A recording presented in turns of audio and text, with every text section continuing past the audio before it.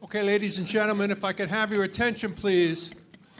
You've already been introduced to Liz, and you've seen the caliber of the person she is and the knowledge that she has. She's also going to be monitoring our next conversation, and it's called The Lock-Up Experience, Survivors' Perceptions. And I'll let Liz and the fellas introduce themselves, and she'll take it from here. Thanks, Joe. So this afternoon, we're really delighted to have Jim St. Germaine and Hernan Carvente Martinez here with us to both talk about their experiences in the system, but even more importantly, to share their expertise and advice to you on covering these kinds of stories. So we have a handful of questions I want to ask them to kind of kick it off, but then we want to devote the most chunk of this time to hearing your questions for them. So I want to just start with Hernan, if you can just share just a little bit about your experience and your expertise in the system. Yeah, for sure. Is this on? Can everybody hear me? Okay. So hi, everyone. Mi nombre es Hernan Carvente Martinez. I'm the National Youth Partnership Strategist at the Youth First Initiative, so I get the pleasure of working with Liz every day. And essentially what my title means is I get to work with amazing young people in each of the campaigns that we currently work with, which is in 7 states. I get to work with young people who've essentially been either impacted by the justice system directly or indirectly through their parents or some other loved one who might have spent some time incarcerated. And so the bulk of my work has always focused on making sure that young people are at the center of every conversation related to juvenile justice, and that we're no longer just, again, having adults speaking on behalf of young people, but actually creating opportunities for young people to speak up for themselves. And that being said, from a young person who, again, I myself was incarcerated here in New York for 4 years for the crime of attempted murder. I was sitting in the background, just listening to all of the dialogue that was happening from early this morning, and just the terms that were being thrown around violence, the serious offender, the gang member, all of those terms that were just being thrown out. Those are terms that I was identified as at some point. And again, I even They use predator too? No, I don't think it was used yet. And I think one of the other terms that even on the actual program, it says juvenile inmates. I'm not a juvenile inmate. I'm a young person. I was always a young person, even when I went into the justice system. And I know that when we refer to young people, we tend to use the word juvenile very easily because it's the word that ties back to the juvenile justice system. But it is one of those things that in my work I continuously fight against, because the stigma behind being called a juvenile is a stigma that I've had to carry for the last 6 years since I've been out. I'm only 26, by the way. I turned 26 this past May. I'm still young, and so all the work that I do very much ties to young people all the time. And I share that particular piece because for me, I no longer am trying to just be the only representative for young people all the time, right? I don't want to be the only person here. I told Jim as he was coming on the stage, there was a joke back in the day that Jim and I were the only young people in New York City who ever got arrested, because for like 2 years straight, we were on every panel for God knows how many conferences. And as you can see, there are way more young people than myself and Jim, around 50,000 every year, who are impacted by the justice system. And so I'm here as a representative of my peers, but any of them could also be here speaking on my behalf or on the behalf of others because they share a similar experience. And I will let Jim introduce himself as well. Introduction. I'm Jim St. Germaine, as mentioned earlier. I also spent approximately 3 years in the juvenile justice system here in the city of New York. I was actually one of the few youngsters to actually spend my entire time here in the city, what we called close to home before close to home. I've worked with young people for the last 10 years. Unlike Hernan, I'm not young anymore, I'm old. I'll be 30 in February. In addition to working with young people, my purpose in this work obviously is very personal. This is selfish work for me. Actually, it's not work. It's more like survival, because I know that those who are still going through some of the challenges and struggles and obstacles that I went through as a young man will probably inevitably face some of the same barriers and obstacles that I've faced as a young man in the system. I've been involved in several projects similar to Hernan, both locally, state-wise, and nationally with the federal government. I was actually appointed by President Obama right before he left office to the Coordinating Council for Juvenile Justice and Delinquency Prevention, which I'm still on now, and I'm sure we'll get to talk about that with this current administration. Also a board member of the National Juvenile Defenders Center, where our main goal and purpose is to safeguard young people's legal rights. I'm a father to a 5-year-old boy, which is my most important title. And also, I have to do this, but I have a memoir out. It's called A Stone of Hope, Forgotten at 11, Arrested at 15. I should have been a statistics. I made it out for one reason, the people who did not treat me like one. And I think that speaking to journalists or future journalists and individuals who will be covering young people, a lot of young people at times that may not be from the same community, socioeconomic status, or skin color as you, a lot of what individuals know about some of us is through the media. And the media has a responsibility, as I believe, many of you in this room, which is why you came into this field, to represent young people with dignity, humanity at all times, as if they were your own kids, your nephew, your brothers and sisters, and whatever they are. So I look forward to getting into this conversation, and thank you for having me. Great. Thank you, Jim and Hernan. So I have a handful of questions to just kick it off. So my first question is, just in a couple minutes, can each of you tell the reporters here what you want them to know about incarcerating young people? So much of what I can say has sort of already been painted in a picture by the stats and sort of the legal aspects that have been discussed throughout today, but also just some of the experiences that were described around even in immigration detention centers and what young people are facing. I think personally, I went into the justice system for a serious offense, and so ultimately I faced the very harsh stigma of being treated in many ways being treated in ways that were, again, not humane and also not conducive to rehabilitation in any way. And so when I came into the justice system, I essentially was placed in one of the facilities that to this day now is closed because it was one of the facilities that was actually deemed baby Rikers at one point. It was Spofford Juvenile Detention Center. I actually spent some time in that facility, and truth be told, to be in a place where violence was an everyday thing or where I had to watch my back was a reality, where I had to constantly be on hyper-vigilant status because I needed to make sure that I was taking care of not just my own well-being, but also just the environment around me, making sure that no one else was getting prepared to get hurt because I might not have been the victim that day, but it could have been someone else. And so this whole dichotomy of the victim and the victimization happening, I went in for hurting a rival gang member, and to this day, again, I never say that because I want to glorify the action that led me into the criminal justice system, but I say that because there were many other events that led to me shooting that rival gang member. There were other things that happened behind the scenes, with my father being abusive and an alcoholic at the time, my mother suffering domestic violence, me getting bullied in school. There were so many things growing up that I had experienced that put me in a predicament where I was holding a gun and literally looking at someone that looked like me, because he was Latino as well, and shooting him with the idea that, again, I was protecting my gang, my family. And so even though we think about gangs in a negative context, to some young people, gangs, in many ways, are a positive thing because they are not represented in their communities in the positive family dynamic that we would most likely want them to have. And so I think for me, incarceration is that deprivation of freedom, ultimately.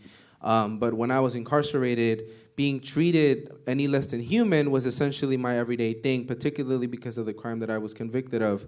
And I think it wasn't until at some point someone believing in me, like Jim says in his memoir as well, is that one person who took a chance on me and said, he's more than just a gang member, he's more than just the violent offense that he committed, he's more than just the tough guy attitude that he puts out there to people. He's a young man who's capable of change and who needs the supports and services in order for him to succeed. That one man, Mr. James LeCain, and I say his name now proudly because that man put up with everything that I could throw at him. And at some point taught me the biggest lesson was that if I wanted to succeed, that I needed to invest in myself, and that investment in myself would lead to me helping other people in the long term. And that's a lesson that I learned in prison.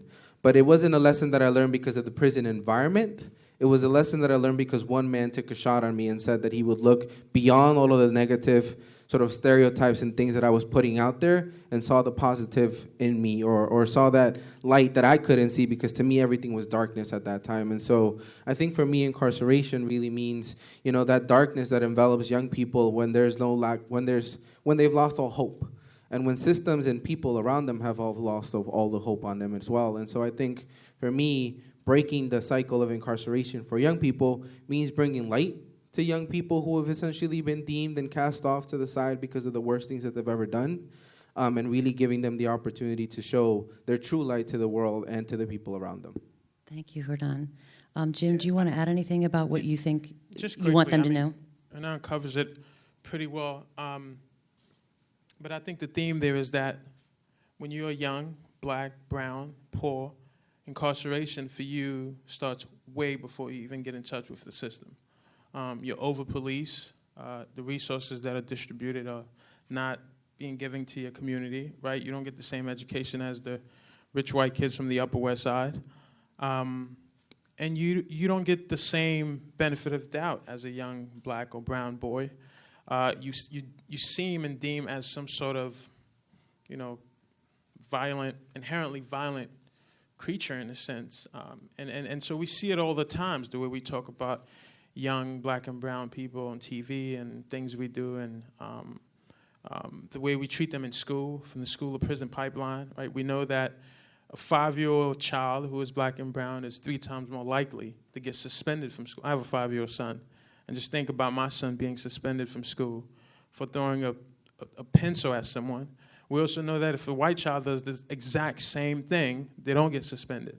And there are reasons for that. We've been preconditioned to view young black and brown men in particular, but women in certain lights. And so for me, incarceration starts way before we even get in touch with any of these systems. We feel like we live in open space and open air prison at all times. So I think that it's important as writers and journalists to talk about incarceration even before a kid touch the juvenile justice system. So just piggybacking off of that, Jim, you have a tremendous amount of expertise in this field, and I know that oftentimes young people who've been through the system, that's not the first phone call on a reporter's Rolodex, right? Like they're going to call the agency head, they're going to call law enforcement. They're not necessarily going to call young people. So can you just talk a little bit about why you feel it's important that young people with lived experience are seen in the same light as others in terms of being experts on what's going on in the system and what needs to change? Yeah, I mean, it's a giving, right? Those who've lived the life are the experts. You can have all the letters behind your name, which I'm gladly happen to have a few of them, and some I got from this institution, John Jay College, which is where I went to school. You can have all of those credentials and those, the PhDs, the JDs, those other titles, but for me, it's about partnership with the individuals who live that life on a regular basis. There's a big difference between reading a law book, a textbook, or speaking to other people about an experience versus those who are actually going through it on a regular basis. And sometimes we come into this field and in certain communities as we have all the answers. We don't, right? We say that those closest to the issues should be closest to the power. And that's always true, which is why over the years we've tried a lot of measures within the juvenile justice system. We just keep failing over because we're not actually speaking to the experts themselves. And when we do speak to them, we actually don't listen to them, right? So sometimes we'll put them on panels and they'll speak, and then we'll go back to doing exactly what we've been doing. So I think it's critical that to solve any problem that we need the people there. I was in Bakersfield, California 3 weeks ago for a book signing. And it was an interesting experience for me. It's always fascinating to see white poverty, right? To see people suffering and going through pain who are white. Because when you grow up like I did in New York City and the coast, and you don't get to see that, right? So you start to think that pain and incarceration and poverty and all these things just look black, because that's what you see on your TV screen. And being in Bakersfield and going through Middle America and seeing some of these challenges, you realize that people are just people going through the same experiences and same journey, even if their skin color looks different, right? So I can't go to Bakersfield and tell someone, because I've had similar experiences and I've been poor, that I know exactly what their lives are like. I don't. I can assume some things. I may be right, but I have to go there and speak to the people in Bakersfield to actually know what the experiences are like. Because what may work in New York City may not work in Bakersfield, California. So I think that's really critical and important as individuals covering this field and using the power of the media for good, because it can go either way. Thank you. Hernan, do you have anything to add to that? Yeah, I think Jim said it. I think Jim said it best, but I think one of the other things that really is profound and powerful about young people is that whenever we talk to them about any issue, and we start talking about not just the problem or their stories, but essentially what solutions could have come out that could have helped them, the solutions that they come up with sometimes are not what policymakers and researchers and other people with the letters behind their name come up with. Sometimes it's really... I don't have anything against people with letters behind their name. I just wanted to make that clear. Nothing against the people with letters behind their names, because I'm actually looking for some letters myself now. I think it's the idea that young people, because they're young, are not limited to whatever other preconceived notions or research or numbers or stats are out there that may limit us from thinking outside of the box. And so young people oftentimes have that creative energy and enthusiasm to think about solutions that we, as we get older, we sort of forget about because we're sort of stuck in our old ways or stuck in the ways that society has perpetuated over us. And so I think whenever we look at young people, not just as experts in the experience that led them into the incarceration sort of system that we have now, but if we look at them for the solutions to that system and essentially ask them those particular questions, and if you as journalists intentionally ask those questions, you might come out with some interesting facts or some interesting solutions that maybe you would be able to promote through your journalism that might already be out there, actually. But for young people, you know, when you talk to them very directly and just raw, they'll tell you the detail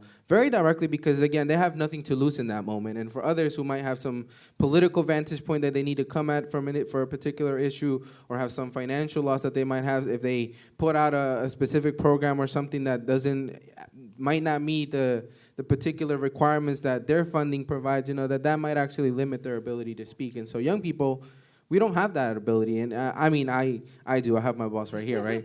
But I can say whatever I want because I know that in our organization, we have the ability to have young people be the leaders in the change and the movements that they want to be a part of. And so as journalists, I would challenge you to constantly think about young people, not just as experts who've experienced harm and pain, but also experts in solutions and the things that we could come up with for the future.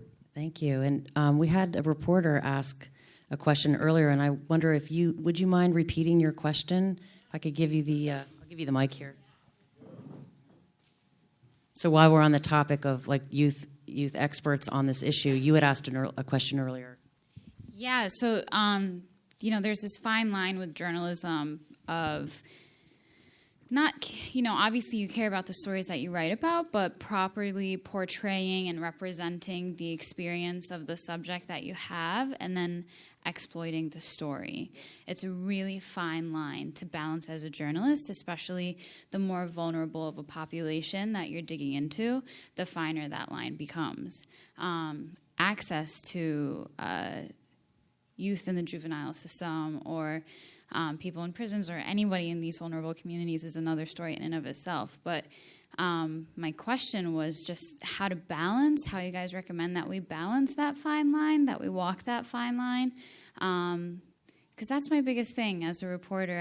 I never want to walk away from an interview and have my subjects feel like they were just used, Thank you. And I think that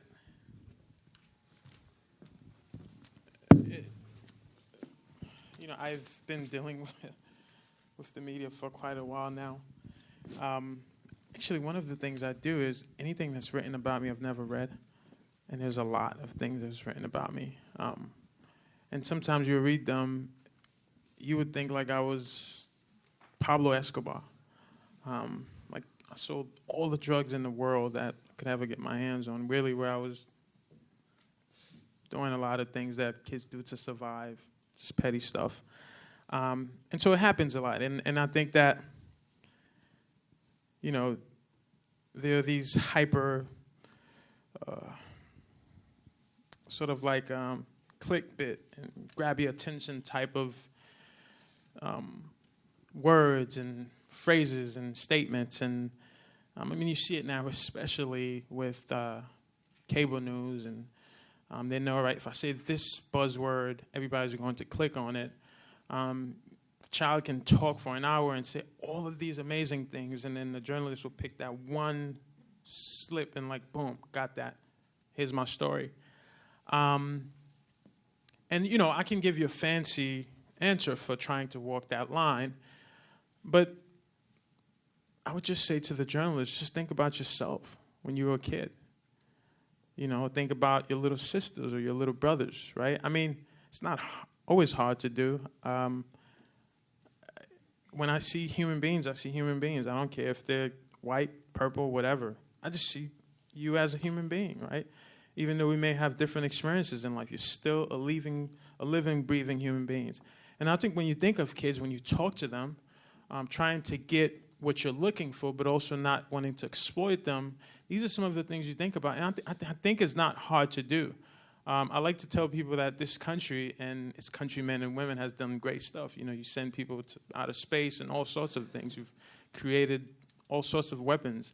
So when I hear people talk about that, there are certain things we can't do, right, as it relates to certain population or young people, I like to say that these are things we don't want to do rather than things we can't do. I've read articles also, the few of them that I've read about me that actually got everything I said as best as possible. And usually, though, I can tell the journalist's intention when they write about the subject. I can tell that that's a journalist that actually wants the public to have sensible, thoughtful, thought-provoking information rather than a journalist who simply wants to get someone to click on this article. So I think for me, that's just that. And, you know, one of the things I learned as a kid when I was actually in the system in Boys Town was you would always pre-teach to young people. And I do it with my son now, funny enough. I would say to him, all right, Caleb, at 3:30, we're leaving the park.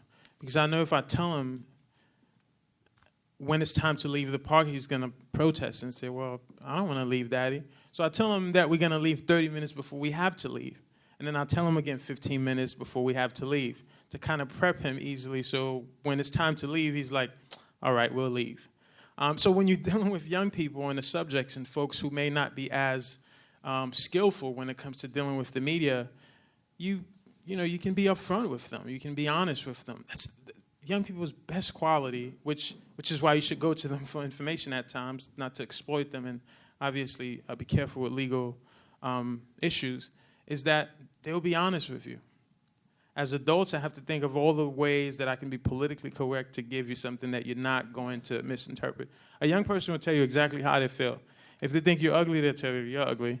Whereas me, I'm not going to say it because I'm like, I'm going to hurt this person's feeling. You know, I have the ability to think about that, and so I'm going to give you certain answers. But young people, they'll tell you the truth sometimes, right, and to a fault. So I think if you really just think about yourself, if you're in that circumstance, you think about young people and their circumstances, you can do that. You can achieve that goal, get the information you want without exploiting them. That was a long answer. No, that was a great answer. So just to piggyback on that, Hernan, one of the things that you've told me a lot is that sometimes reporters, they just want your story, but then they never ask what you think the solutions are. And so can you just talk a little bit about that? Yeah, for sure. So one thing I should note is when I started telling my story, I started telling the story without ever having had a conversation like the one that Jim is talking about now, right? Or somebody giving me some precursors to the fact that, like, the reason why I share publicly I was convicted of attempted murder is because if you Google my name, you will see articles that say Hernan Carvente convicted of attempted murder at age da-da-da-da-da. It's public, and so there's no way for me to take it back at this point. And I think part of the reason why I do that now and why I share that is because there is this notion that in the beginning, I was trying to promote the solutions, but without realizing that some of those solutions that I was going to promote was going to put me out there in ways that if I didn't check them, if I didn't check the ways that I was putting my story out there, were going to come back to haunt me at some point in the future. And so in no way do I feel like now there have been any sort of discriminatory actions made against me because of the crime that I was committed of and the crime that I admitted to publicly and that has been published out there. I think part of the reason why we don't always talk about it in a solutions-based frame is because that's not the frame that we typically do. We typically stick to the negative side of the stories of young people and the hardships that they went through, and from the trauma perspective, actually, where we're constantly sort of trying to pull out that little teeny piece of trauma that like will highlight the issue that we really want, or that one little incident that really paints the picture of this young person as like the Pablo Escobar, for example, right?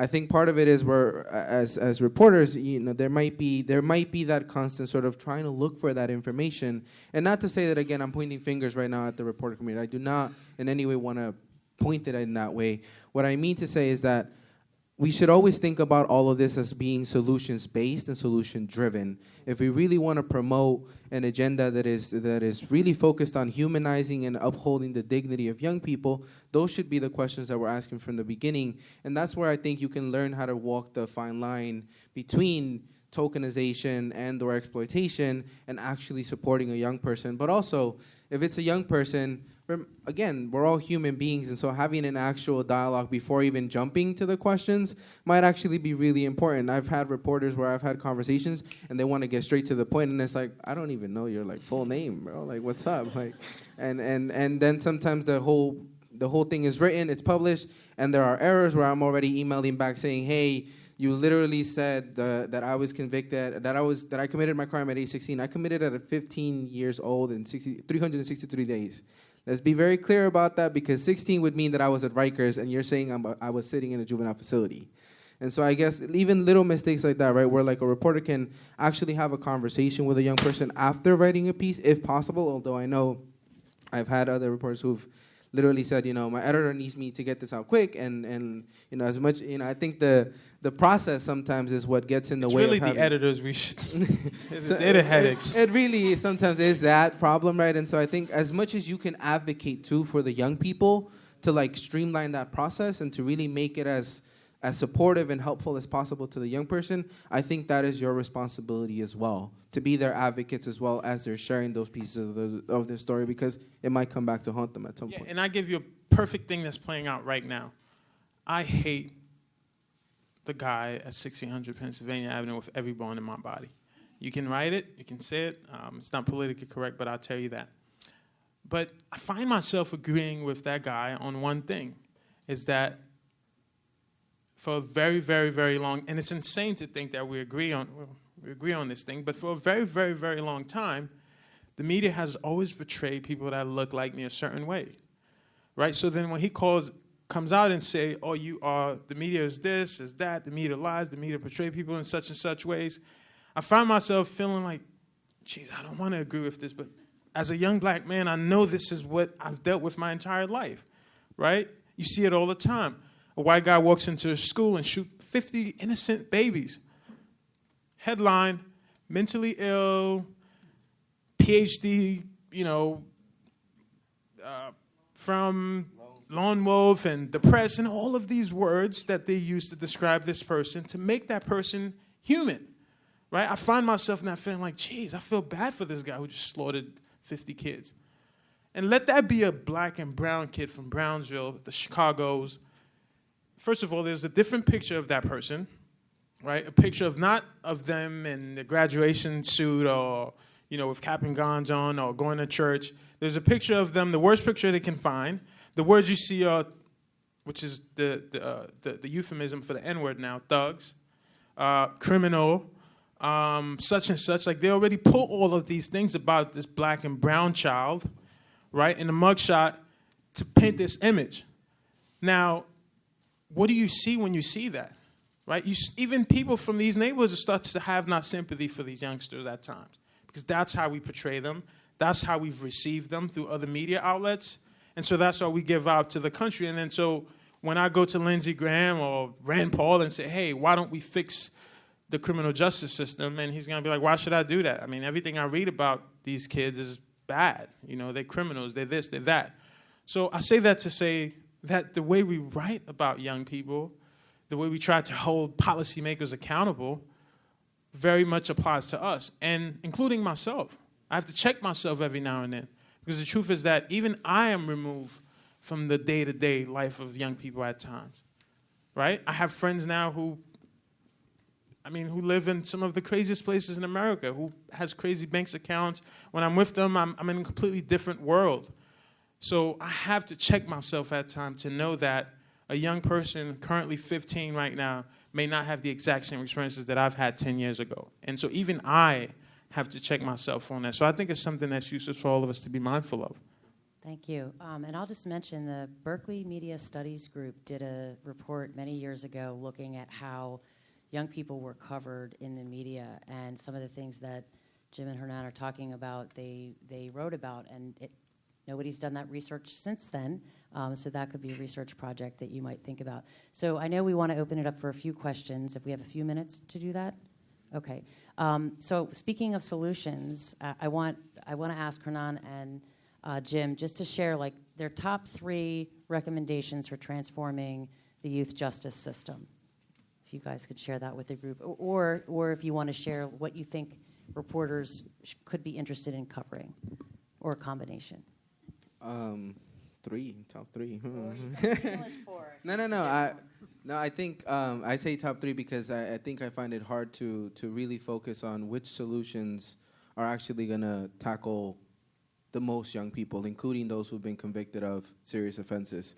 I think one of the promising solutions that's here in New York as well, and we keep coming back to New York a little bit, but that is all over the country now, is this credible messenger movement that's happening. And so I'm not sure how many of you have started to hear that term being used over and over, but here in New York we have a program called the Credible Messenger Justice Center, and it is a partnership with Community Connections for Youth, CUNY, and the New York City Probation's Office, and ultimately is this opportunity for young people who come into contact with the system to receive mentorship and support from individuals who've been in their circumstance but have now transformed themselves and now want to give back to other young people in the return.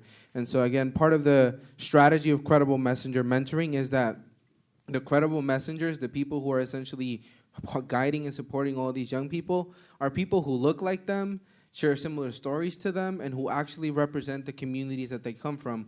Oftentimes, the thing that you hear from young people is like, well, how am I supposed to learn from this person who has never set a foot in Brownsville or in Chicago or any of the blocks that Jim and I know very well? With gentrification, that's changing. With gentrification, that is changing, yes. But again, I think part of it is one of those solutions is this credible messenger movement, which is not just in New York. It's happening out in the West Coast as well, in California. You see it in Chicago. You see it with violence interrupters. These are the credible messengers, the people who essentially have come out of the trenches and said, we want to help our communities now. We want to make sure other young people don't go through the experiences we go through. And essentially, we want to provide a solution to the problems that everybody keeps perpetuating out there. And so the credible messenger solution is one of those things. The second thing I think I would promote as a solution was also this whole piece that we're sort of engaging in right now, the whole piece around narrative, and just how we begin to continuously tackle this issue of nonviolent and violent offenses, and how we continue to approach it from a transformative/restorative justice lens. And again, those are 2 terms that I feel comfortable using, but are 2 terms that I feel like maybe all of you should look into more and just begin to understand the complexities of talking about violence, not just from a place of the individual who caused it, but also from the survivor's lens, and how survivors have oftentimes now tried to humanize even the person who committed the harm to them, because at the same time, what they realize is punishing them and putting them in prison for the rest of their lives doesn't fix the problem. And if anything, it exacerbates it. And so I think there are organizations out there like Common Justice, Courage, which is the Communities United for Restorative Justice out in I'm glad I remember that acronym, out in the West Coast, and other organizations, which I can definitely provide a list of, that are doing some amazing work to talk about this narrative change and really guiding the movement and conversations around how we talk about violence. And I think as reporters, that might be something that as a narrative, we could really begin to help all of you push as well, because it is something that will not just help shift the conversation around violence, but also this whole narrative that we heard earlier from panelists around public safety and what that really means when we talk about violence, because the immediate action is punishment is the only way to resolve violence, and that shouldn't be our first response.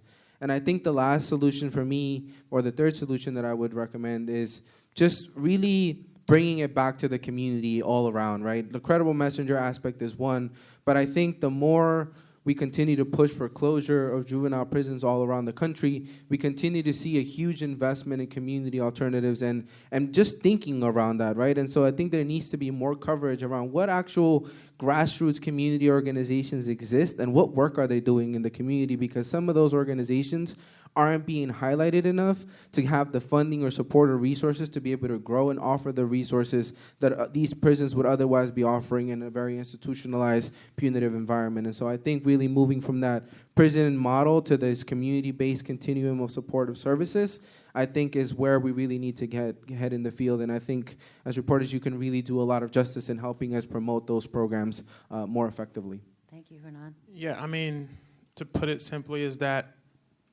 the billions we spend on corporate malfeasance and things we don't need, all the money we spend in the Middle East war, and somehow when it's time to find money for things that hurt society, for some reason we can always find them. But when it comes to investing in the lives of people, children, particularly black and brown children, we just can't seem to find those resources.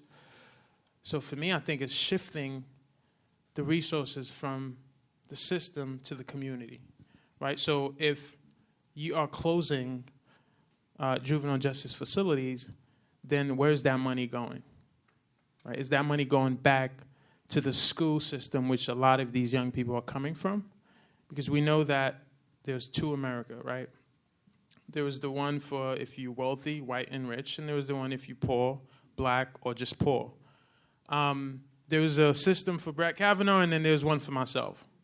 And so I think it's important to distinguish that as reporters when we do this work, right? I was just reading this report earlier. It said 46% of white women believe that Brett Kavanaugh is guilty of something, and 43% believe that he's not, and 11% or something are undecided.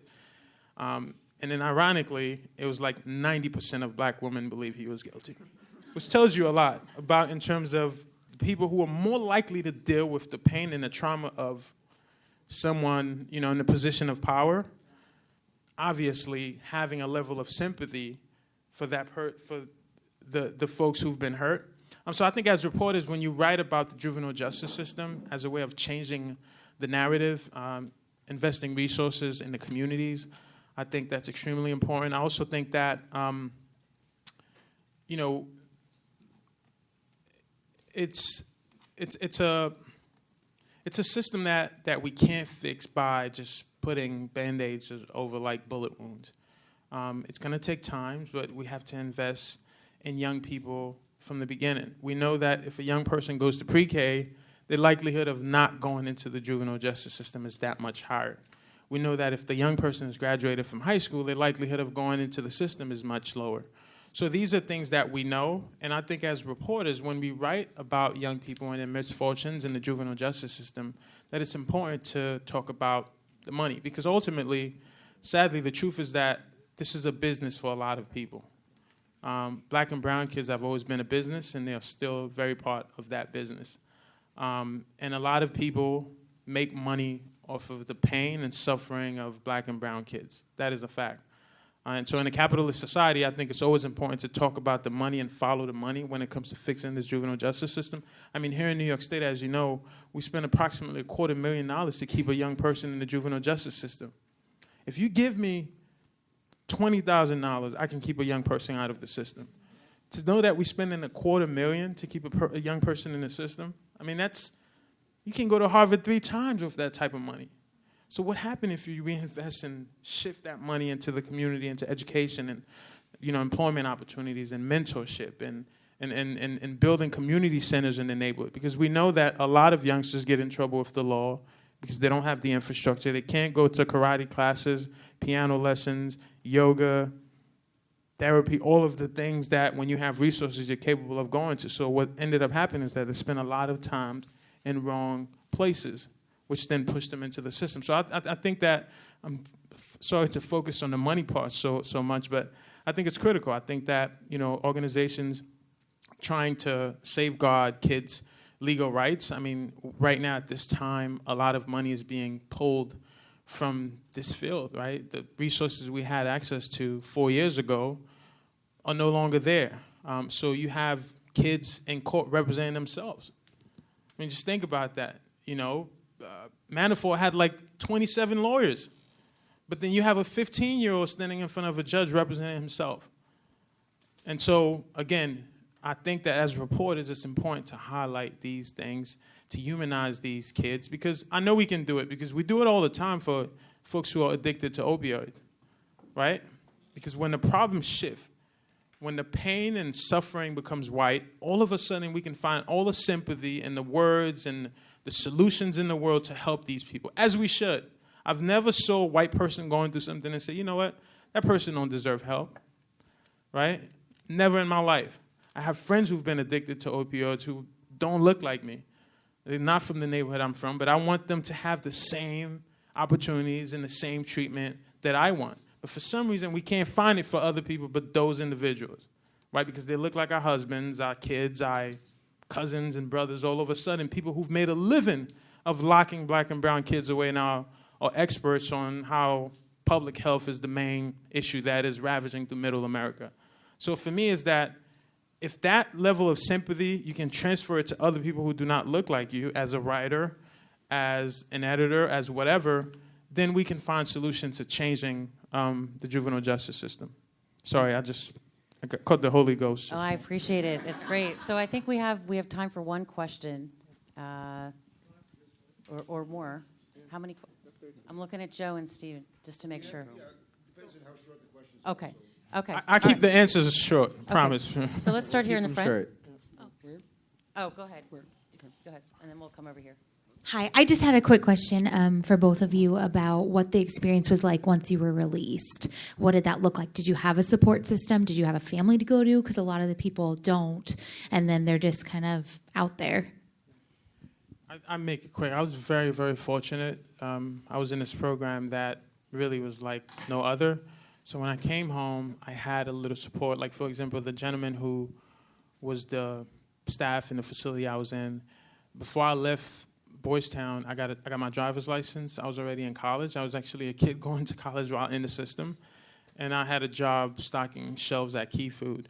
So once I got back to the community, I had no time to find trouble. So I was already completely out of it. But that wasn't the experience for a lot of people. My story has been very unique in a lot of ways. Yeah, my story, I had the support of my family. That I did. I think the barriers that I had because I was convicted as an adult, because of the criminal record, I was denied 15 jobs upon release. And so those first 6 months were a real hurdle because not only was I denied those jobs, but every week I was reporting to adult parole on a Wednesday and just like literally had to be there at a specific time or else I'd be spending like 3 hours waiting for me to see that PO because a whole bunch of people would be reporting. And so that mixed with the fact that like I was coming to John Jay, which was the only institution that accepted me without asking me a ton of questions about my record, and ultimately, having a bunch of sort of questions being asked about whether or not I belonged in this institution. And actually, Jim was one of the first few people who actually supported me in that process because he was already a student at John Jay. And so I think part of the supports that I was getting were through people or individuals who'd already experienced that.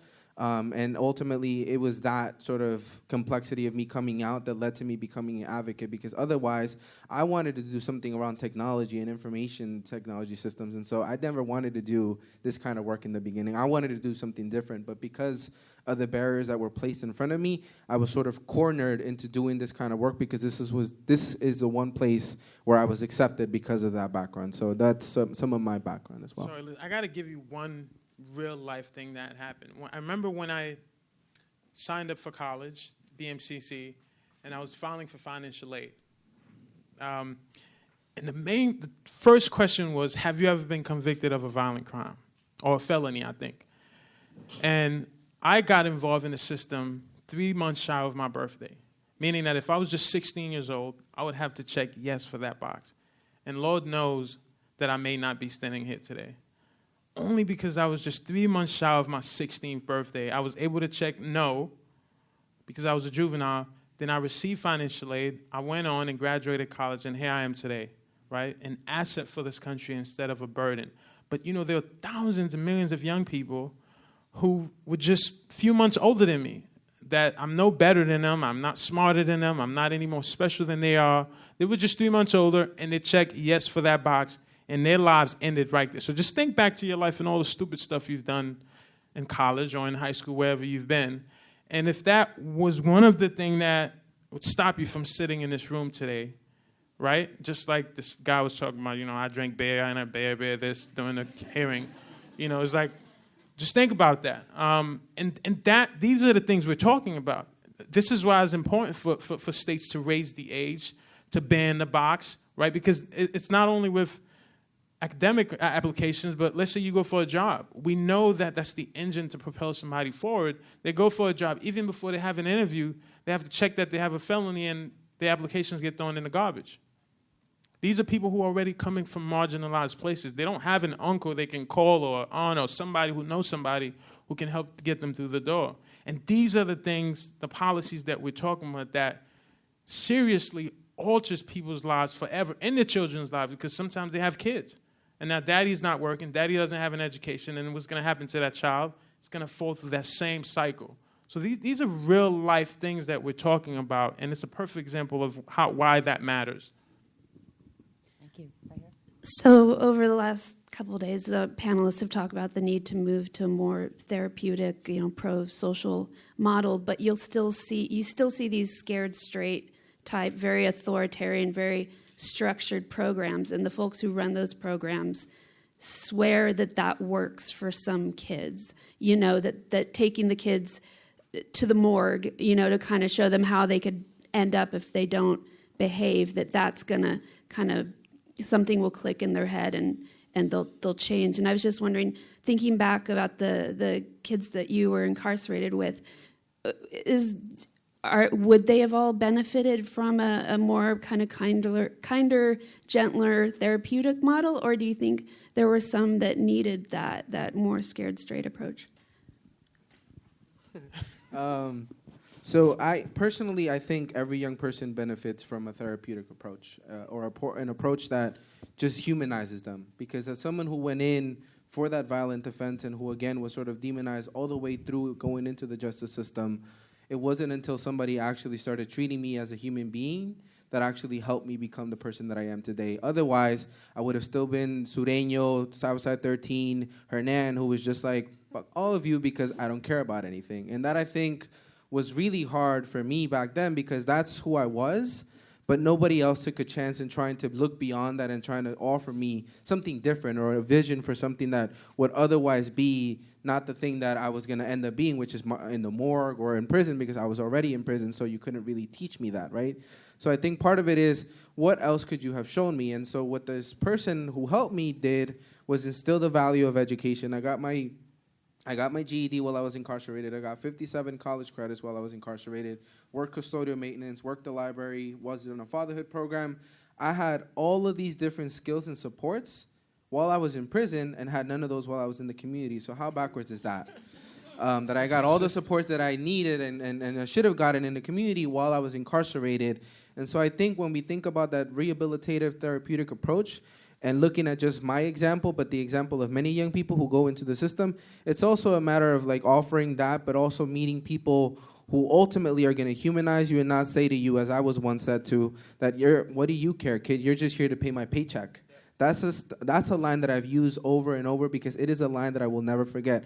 I was told by a staff member that I was there to pay their paycheck. And so I was seen as a dollar sign to this man. I wasn't seen as someone who was capable of change. So I think that, for me, is the biggest example that I can give for why we need to do more rehabilitation. Yeah, I'll just simply say, no, it doesn't work. I visited a prison when I was like 11 years old. By the next week, I forgot about that experience. The truth is that the kid that I was and some of the kids I know have seen more by the age of 15 than the people who are taking them to trying to scare them. Those kids, some of them have seen so many things in life, things that should not see. They can actually scare the people who's trying to scare them, sadly. And I mean that in the sense that they've seen so much in life, right? Right now, you go through the juvenile justice system. I can guess that if you ask young people if they have a friend who's been killed, about maybe 75 to 80% of our kids probably say, yes, I know someone who's been killed. Some will tell you they know multiple kids who've been killed. I've personally lost 19 young men before the age of 19 within the last 8 years. And this is not a number I'm making up. I have all the articles to prove it. So no, it doesn't work. The thing that worked for me was exactly what Hernan talked about, right? I've never met a child who wanted to do bad. I've met people who've adapted to their surrounding, who know that this is what they have to do to survive. I don't care how kind you are. If Mother Teresa was alive, if I put her in the jungle, she'll find a way to adapt to that jungle or she'll be eaten. That is just a fact. So for kids, it's very much the same thing. Our kids are no different than the prep kids you see going to private school and doing all this other stuff, right? The only difference is that they came into the world with burdens that they did not choose, right? So it'd be the color of their skin, their parents' socioeconomic status, the neighborhood they were born into. And so they just have to find a way as kids with underdeveloped brain to live within that.